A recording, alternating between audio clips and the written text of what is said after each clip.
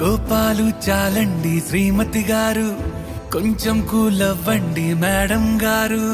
చామంతి నవ్వే విసిరే మేరు, కసిరేస్తూ ఉన్నా బావున్నారు.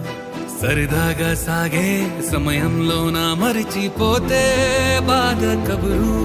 వద్దు అంటూ ఆపేదెవరు? కోపాలు చాలండి శ్రీమతి గారు, కొంచెం కూలవ్వండి మేడం గారు.